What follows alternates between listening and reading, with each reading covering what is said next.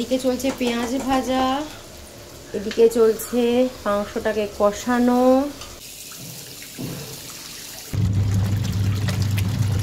পেছনে দেখতেই পেলে সমস্ত কাচাকুচি চলছে। আর এই হচ্ছে ঘরদোর তো সকালবেলা ঘুম থেকে উঠে গোছানো হয়েই যায়। টুকটাক জিনিস পড়ে আছে, সেরকম আহামরি। তো মা একদম ঠিক আছে। যেটা প্রবলেম হচ্ছে সেটা হচ্ছে মা একটু ফিজিক্যালি উইক হয়ে গেছে, কারণ শরীরের উপর একটা বড় ঝড় গেলে যেটা হয় আর কি। 16 দিন আইসিইউতে, বুঝতেই পারছো, অনেকটা ওয়েটও লস হয়েছে। বাজে হচ্ছে 1:45, এই যে ঘুরতে বাজে 1:45।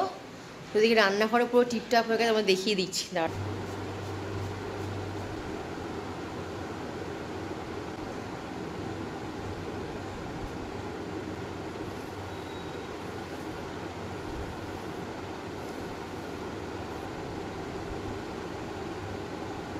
Good morning, welcome back to my channel, to a new blog. আশা করছি তোমরা সবাই খুব ভালো আছো, সুস্থ আছো। আমিও একদম ফিট অ্যান্ড ফাইন আছি। তো আমার হাসি মুখটা দেখে, যারা লাস্ট এই আপডেটটা আমরা দেখেছিলে মিনি ব্লগটা, তারা আমার হাসি মুখটা দেখে বুঝতে পারছো যে আমার মা একদম ভালো আছে, সুস্থ আছে। তো তোমাদের আমি লাস্ট আপডেট দিয়েছিলাম হচ্ছে আমার মা সিএমআরআইতে অ্যাডমিট, আইসিইউতে আছে। 16 দিন আইসিইউতেই ছিল।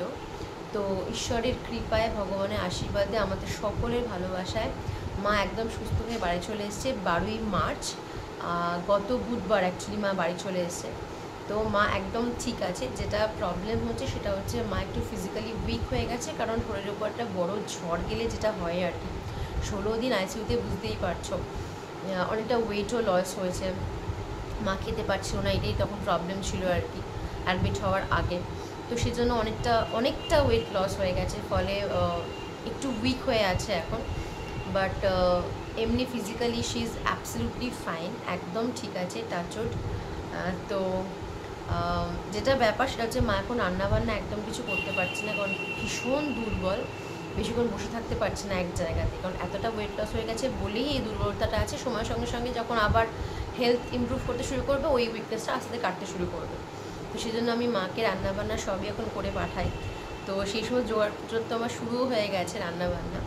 তো যাই হোক, এই ছিল মোটামুটি মায়ের আপডেট, যেটা তোমাদের বলার ছিল। তোমরা অনেকেই সেই মিনি ব্লগটা দেখেছো, নিশ্চয়ই তারা ঠাকুরকে নিশ্চয়ই প্রে করেছো। আমাদের সকলের বাড়িতে মা আর বাবা, এই দুটো পিলার সব বাড়িতে আছে। আর আমরা সন্তানরা, সব সন্তানরা একটাই ঈশ্বরের কাছে প্রার্থনা করি, এই পিলার দুটোকে একদম মানে স্টেবল রাখো, এই পিলার দুটোকে একদম ঠিক রাখো। এই পিলার দুটো যদি ঠিক থাকে, মা আর বাবা দুটো স্তম্ভ যদি ঠিক থাকে না, বাদ বাকি সব ঠিক থাকে। তো মা বাড়ি চলে এসেছে, মা ঠিক আছে, বাবা একদম ঠিক আছে। আমার সেই মুখের হাসিটা আবার ফিরে এসছে প্রায় 25-26 দিন পর। ফাইনালি আমি ব্লগ করছি। তো আই এম রিয়েলি হ্যাপি যে আমার মা বাড়ি চলে এসছে, মা একদম ঠিক আছে। তো চলো আজকে ব্লগটা আবার শুরু করা যাক সকাল সকাল। তো আজকে মোটামুটি সুবিধা, অফিসে বেরিয়ে গেছে, অনেকক্ষণ হয়ে গেছে, আমার কাচাকুচিও শুরু হয়ে গেছে, আর রান্নাবান্নার জোগাড় যন্ত্রও শুরু হয়ে গেছে। পেছনে দেখতেই পেলে সমস্ত কাচাকুচি চলছে। আর এই হচ্ছে ঘরদোর তো সকালবেলা ঘুম থেকে উঠে গোছানো হয়েই যায়। টুকটাক জিনিস পড়ে আছে, সেরকম আহামরি কিছু নয়।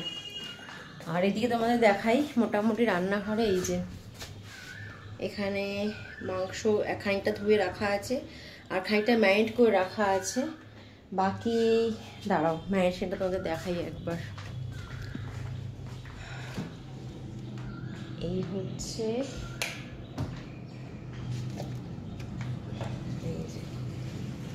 বাকি এরকমভাবে ম্যারিনেশন করে রাখা আছে সমস্ত মশলা দিয়ে।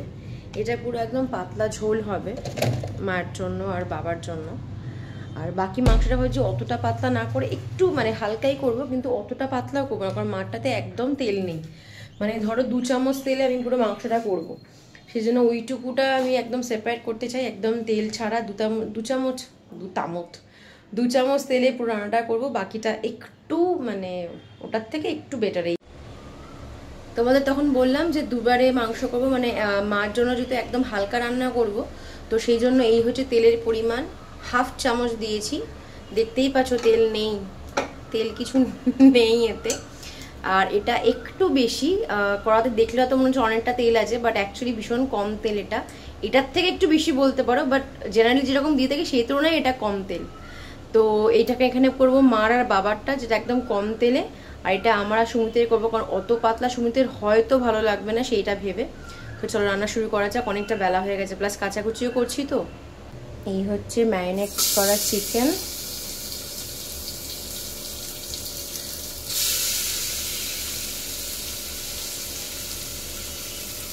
অ্যাকচুয়ালি দেখতে গেলে সবার জন্যই কম তেল খাওয়া ভালো, কিন্তু এটাতে এতটাই কম তেল, মানে তোমরা বিশ্বাস করবে না। মানে প্রেশার কুকারের মধ্যে দেখলে তো যে 1 চামচেরও কম তেল দিয়েছি, যে দেখা যাচ্ছে না। আর এটার মধ্যে আছে, এই যে স্পুনটা দেখছো, এই স্পুনে ঠিক 1.5 চামচ। তাহলে আশা করি বুঝতে পারছো যে কি তেলে রান্না হচ্ছে। কারণ একদমই মার এখন রিচ চলবে না, কারণ যেহেতু লিভারের ব্যাপার বুঝতেই পারছো। মানে যেটুকু তেল না দিয়ে আমি রান্নাটা করতে পারবো না, ঠিক সেটুকু তেলই রান্নায় পড়ছে আর কি।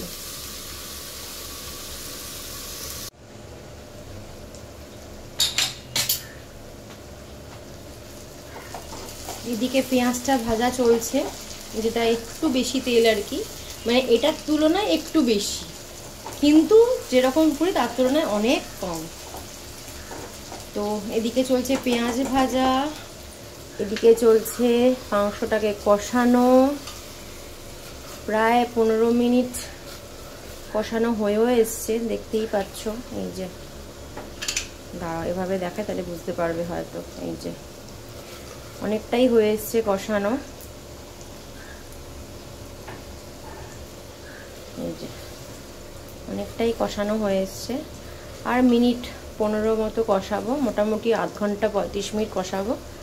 তারপর এখানে কেটে রেখেছি চন্দ্রমুখী আলু, এটা এখানে দেবো। এটাতে আর আলু দিচ্ছি না, কষা করবো, এটাতে আলু দিচ্ছি না। বাট মার বাবা যেহেতু ভাত খাবে, ঝোল করব, সেই জন্য ভাবলাম আলুটা দিই, খেতে ভালো লাগবে। তো এখানে যাবে হচ্ছে এই চন্দ্রমুখী আলুটা, এটাতে কোনো আলু যাচ্ছে না। তো এই হচ্ছে ব্যাপার। আর হ্যাঁ, কালকে অ্যাকচুয়ালি আম দিয়ে ডাল করেছিলাম, তো সেই জন্য কালকে আম ডালটা দেওয়া আছে, বেশি করেই করেছিলাম যাতে আজকে প্রথম পাতে কিছু করতে না হয়। তো আম ডালটা দেওয়া আছে। আম ডালের সঙ্গে ভাবছি একটু, কালকে আলু ভাতে করে দিয়েছিলাম মাদের, তো আজকে দেখি কি করে দিই। আপাতত এদিকটা হোক, এদিকে এটাও হচ্ছে ভাজা, ওদিকে কাচাকুচিও চলছে, একসাথে 3টে কাজ করছি, 2 রকমের রান্না আর হচ্ছে কাচাকুচি। প্রেশারে মায়ের মানে মার আর বাবার মাংসটা কমপ্লিট হয়ে গেছে, কিন্তু চিকেন কষিয়েছি অনেকক্ষণ ধরে, সেজন্য একটা সিটি দিয়েছি। তো এবার এরকম থাকবে খানিকক্ষণ, যতক্ষণ না মানে প্রেশারটা ততক্ষণ আছে ইনট্যাক্ট রাখবো, কিছু করব না এটাকে, এটা এখন এরকমই থাকবে। এই যে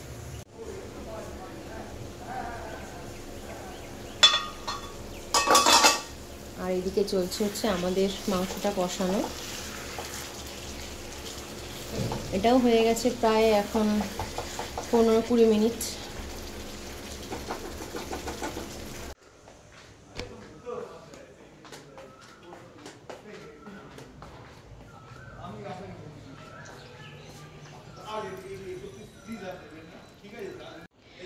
কাচাকুচি কমপ্লিট হয়ে গেছে, ধোয়াও কমপ্লিট হয়ে গেছে। এবার এই যে কমফর্টটা ইউজ করি আমি, এটা তোমরা ট্রাই করে দেখতে পারো, ভীষণ ভালো।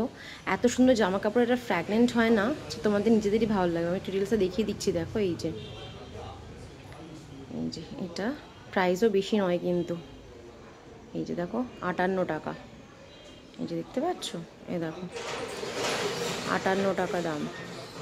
তো খুব ভালো। ছোটো ফাইলটা আমি কিনেছিলাম ফার্স্ট টাইম ইউজ করবো বলে, এত ভালো লেগেছে, এবার আমি বড়ো ফাইলটা কিনবো। তো চলো এটা এবার দিয়ে দিই। আমাদের জামা কাপড় আছে, তাতে মোটামুটি এটা যথেষ্ট।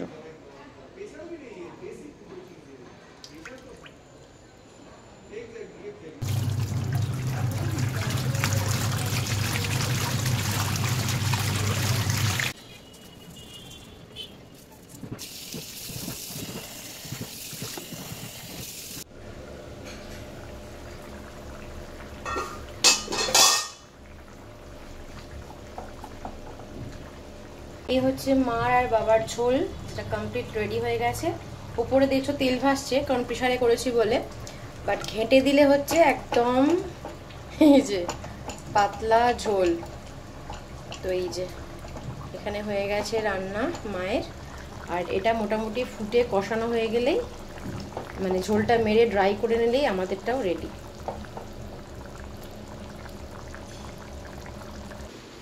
সমস্ত কাঁচা কমপ্লিট হয়ে গেছে, তোমাদের দেখিয়ে দিই। সব মেলাও হয়ে গেছে। এই যে সুমিতের জিন্স, সুমিতের অফিস জিন্স, এদিকে shirt, T shirt, shirt shirt শেষ হবে না। এদিকে জিন্স, গেঞ্জি, শার্ট, গেঞ্জি, শার্ট, ঘরে পরার হাফ প্যান্ট, এদিকে গামছাটা কেচেছি, সুমিতের গেঞ্জি, শার্ট। এই চার দিক দিয়ে শুধু সুমিতের কাঁচা। একবার দূর থেকে দেখিয়ে দিই, দাঁড়াও। যে এইখান থেকে শুরু হয়েছে আর এই লাইন বরাবর দুদিকে শুধু সুমিতের কাচাকুচি। অল কমপ্লিট আমার সব। আমার অবস্থা বুঝতেই পারছো, পুরো বিধ্বস্ত। সেজেগুজে মেকআপ করে আমি কোনোদিনই ব্লগ করিনি, ওটা আমি নই, আমি এরকমই যেভাবে ঘরে থাকি বিধ্বস্ত। অনেক কাজ করার সময় এই হাল হয়। তো দেখতেই পেয়েছো সমস্ত এখানে পুরো লাইন দিয়ে কাচাকুচি সমস্ত কমপ্লিট হয়ে গেছে। ওদিকে রান্নাও কমপ্লিট হয়ে গেছে। আর ঘড়িতে বাজে হচ্ছে 1:45। এই যে ঘড়িতে বাজে 1:45। ওদিকে রান্নাঘরে পুরো টিপটাপ হয়ে গেছে, আমরা দেখিয়ে দিচ্ছি, দাঁড়াও। রান্নাঘরটাও পুরো গোছানো কমপ্লিট হয়ে গেছে। এই যে এখানে সমস্ত রান্না করা বার করে দিচ্ছি। ফ্রিজে যেগুলো ছিল আর কি, বলো না, আম ডাল করা ছিল, এখানে রান্না আছে। আর এই মাংস এখন করলাম। আর এখানে মোটামুটি সমস্ত গুছিয়ে টুছিয়ে নিয়েছি। বাকি আর সত্যিই পারছি না আমি, আমার শরীর ছেড়ে দিয়েছে। এভাবে সময় স্নান করতে যাব, সোজা স্নান করে এসে লাঞ্চ।